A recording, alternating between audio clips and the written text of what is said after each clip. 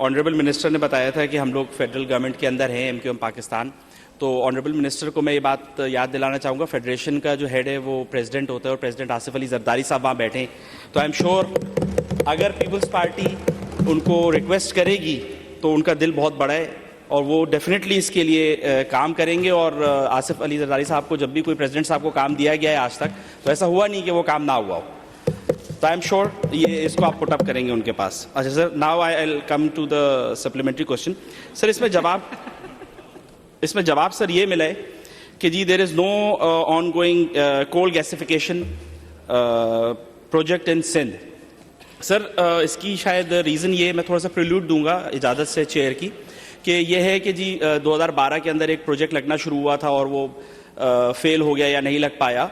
जबकि दुनिया के अंदर चाइना को अगर आप ले लें तो चाइना जो है अपना 67% हाइड्रोकार्बन से जो एनर्जी प्रोड्यूस कर रहा है उसका 67% कोल गैसिफिकेशन से कर रहा है। और चाइना के अंदर पिछले 5 साल का अगर आप डाटा देखेंगे तो हर साल 2 से 3% उनकी कोल गैसिफिकेशन के थ्रू जो एनर्जी आ रही है वो इंक्रीज हो रही है। तो गवर्नमेंट ऑफ सिंध इसके ऊपर दानियल साहब सवाल पे आ रहा हूँ सर मैं। तो यहाँ पे गवर्नमेंट ऑफ सिंध क्या मेजर्स ले रही है या उसके पास आगे क्या स्ट्रैटेजी है कि कोल गैसिफिकेशन शुरू की जाए? जी मिनिस्टर साहब।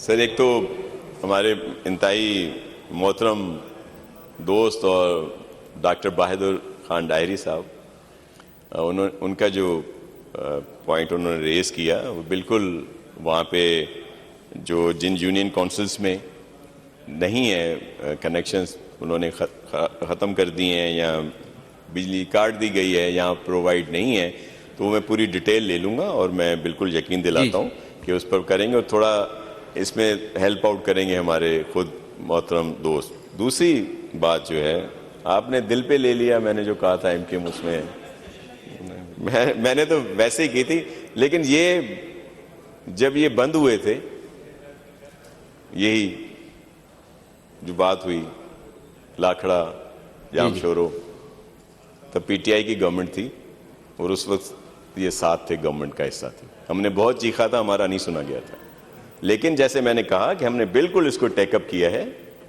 और इस पे बात हो रही है। हमने कहा है कि वहाँ पे जो भी जामशोरो और लाखड़ा के एरिया में अगर कहीं हमें सिंध गवर्नमेंट कोई अगर वो असाइन कर दिए जाएं तो हम वहाँ पे अपना रोल अदा करके, और बहुत अहम जगहें हैं वहाँ पे, इवन उसकी मैं इस पर खुल के बात करना चाहता हूँ कि वहाँ पे लोग बहुत परेशान हैं। बिल्कुल सही कहा इन्होंने।